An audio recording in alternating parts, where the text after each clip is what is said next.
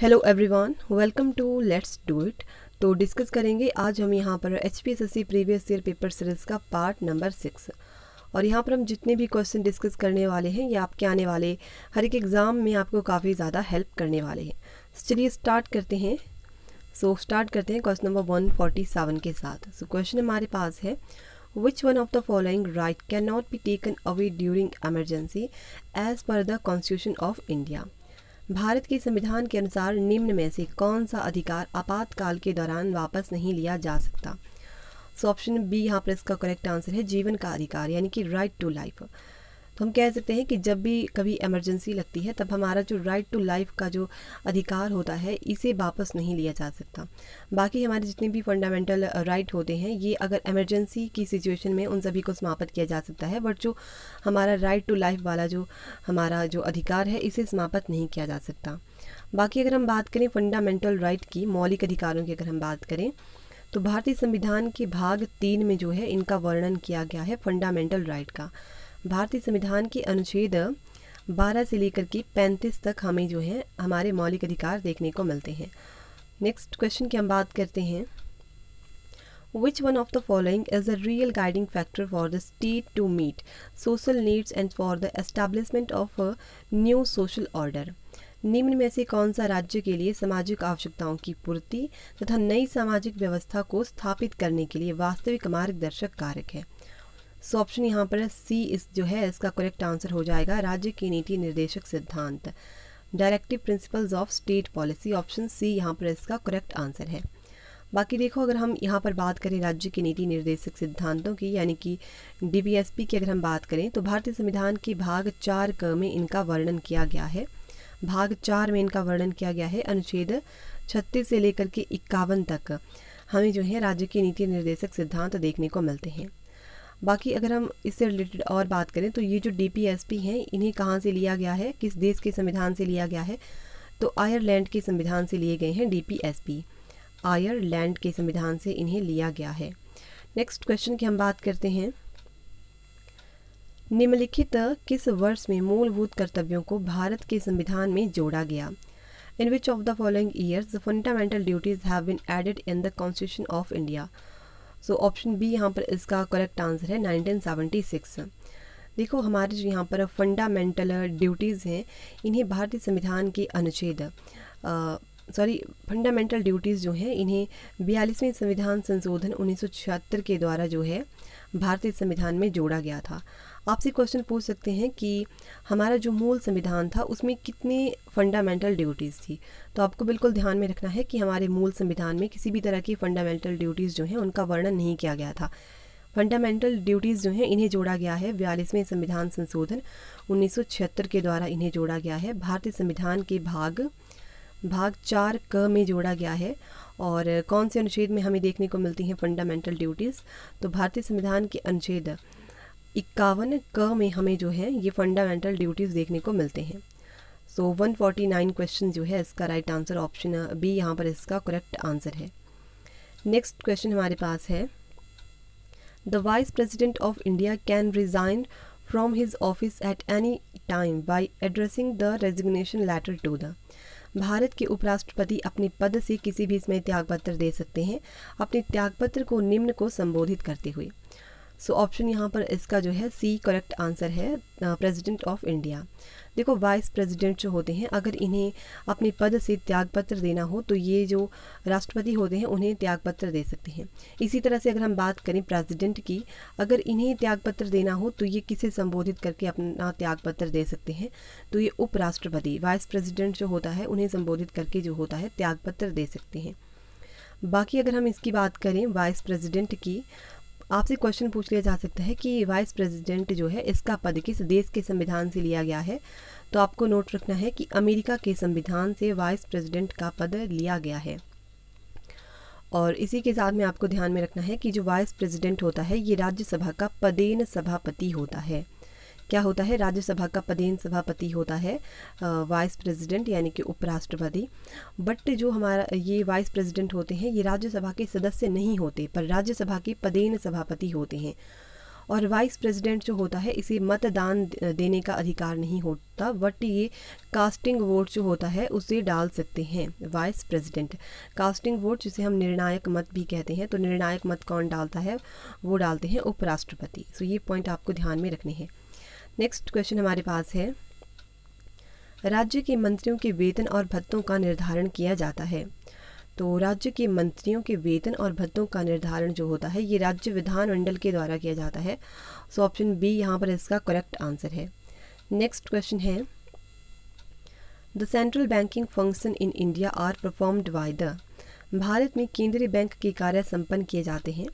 तो केंद्रीय बैंकिंग के जितने भी कार्य होते हैं ये किए जाते हैं रिजर्व बैंक के द्वारा, आरबीआई के द्वारा किए जाते हैं, भारतीय रिजर्व बैंक के द्वारा। सो ऑप्शन सी यहाँ पर करेक्ट आंसर है।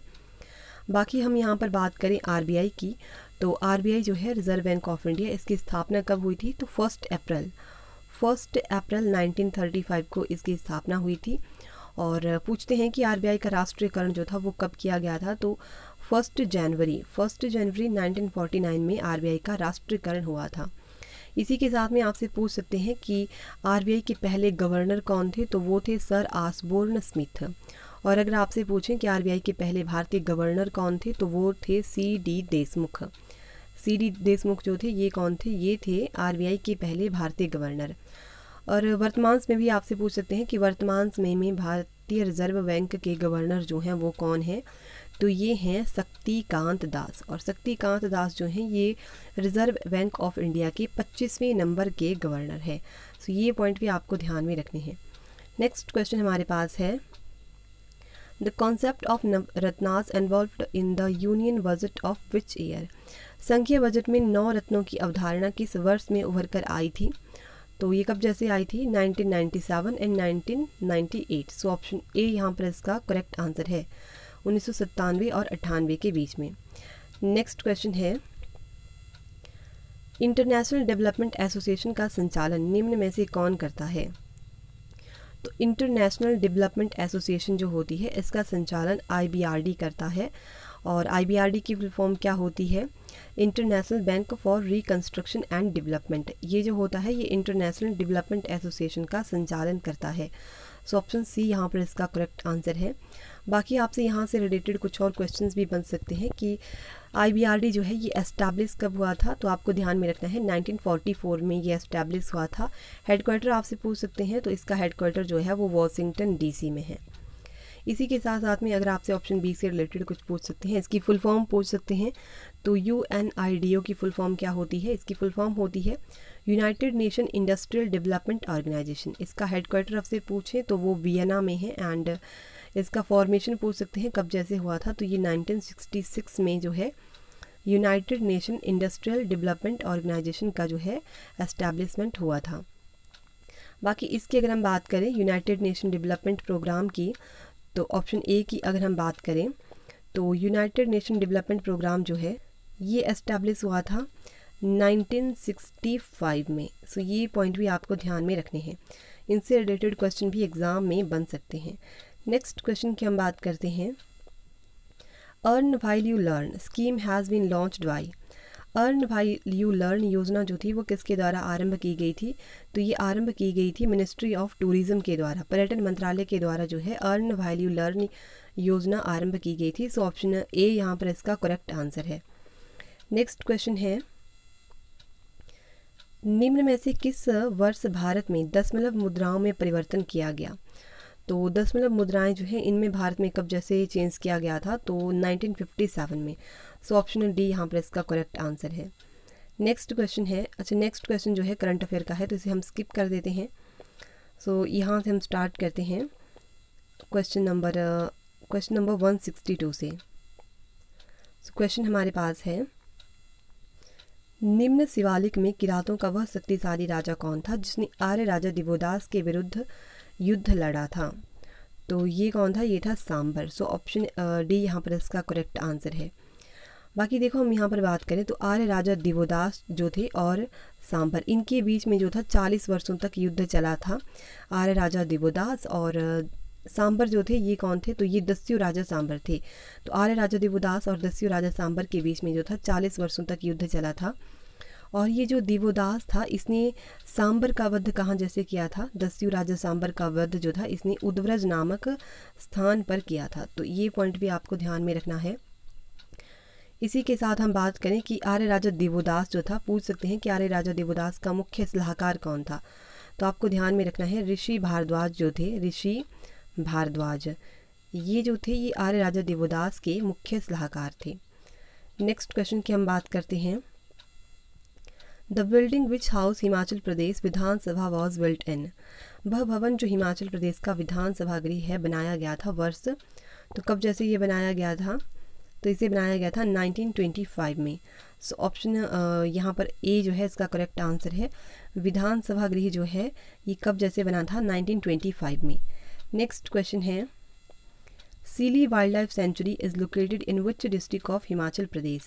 सीली वन्य जीव अभ्यारण्य हिमाचल प्रदेश के किस जिले में है, तो सीली वन्य जीव अभ्यारण्य जो है ये पड़ता है हिमाचल प्रदेश के सोलन डिस्ट्रिक्ट में।